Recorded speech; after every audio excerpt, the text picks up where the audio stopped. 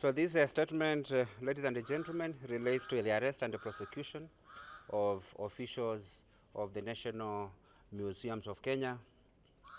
And today, the Ethics and Anti-Corruption Commission has arrested 4 officials of the National Museums of Kenya. And these are Dr.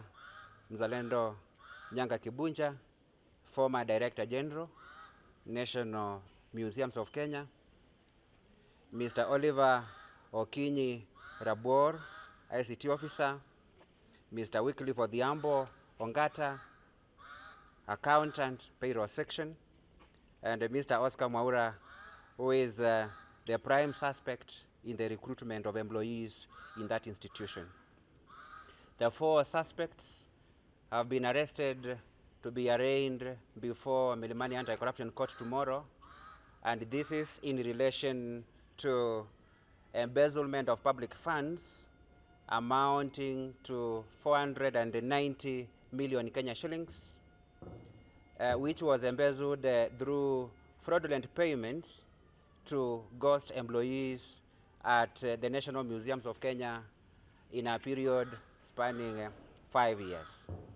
The officials colluded and introduced ghost employees in the payroll system of the National Museums of Kenya and made these fraudulent payments in the form of salaries that were later transferred to the senior officials.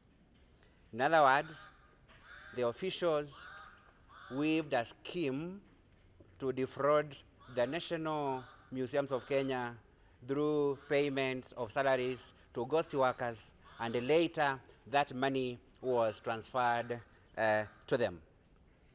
The 4 arrested persons are currently detained at the EACC Integrity Center Police Station. They will spend the night there pending arraignment before court tomorrow at 9 a.m. In this particular case, the suspects are 5, so there is 1 yet to be arrested, and that is the Director of Human Resource at the National Museums of Kenya, one Mr. Stanvas Ongalo Opinja.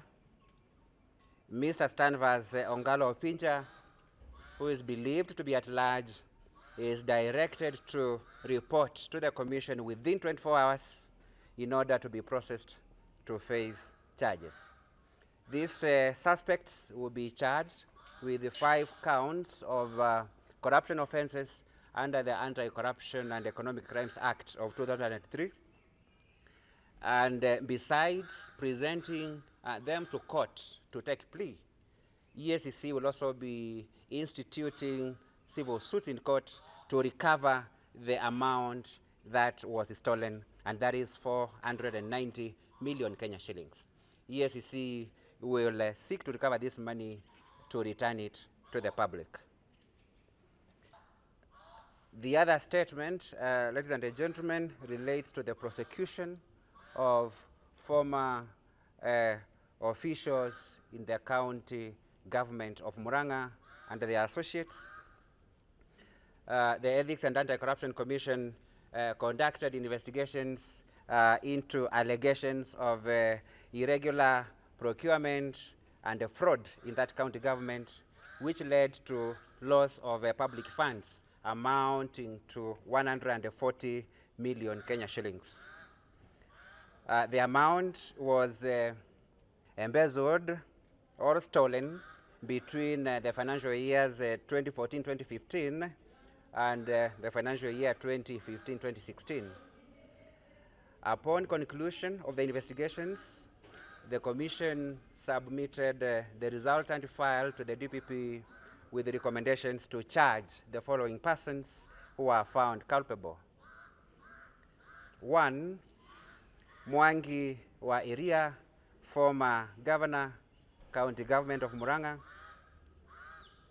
Number 2, Mr. Patrick Kangumu Mukuria, former County Secretary, Murang'a County Government. Number 3, Ms. Jane Wanjiru Budhia, one of the directors in the company that was used as a conduit for that fraud and a close associate of the former governor. The company is called Top Image Media Consultancy that was used to execute the fraudulent scheme. Number 4, Mr. David Maina Kiama, Director, Top Image Media Consultancy. Mr. David Maina Njeri, another director in the said company. Ms. Jane Waigwe Kimani, another director and associate of the former governor. Number 7, Mr. Solomon Mutura Kimani, another director in that company. And number 8, Mr. Peter Muturi Karanja.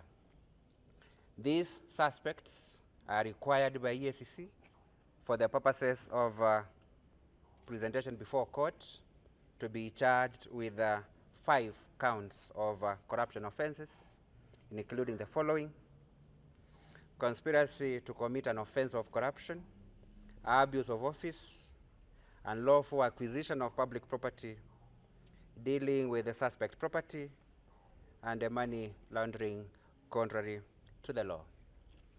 Those suspects, that is Mwangi, Iria, his associates, and the former county secretary, are currently at large. They are evading arrest. Therefore, EACC hereby directs all of them to report to the commission at its headquarters located at Integrity Center in Nairobi. They are required to do so not later than 8 a.m. of Tuesday, 16th April 2024. The suspects will be presented before court to take plea. That is it.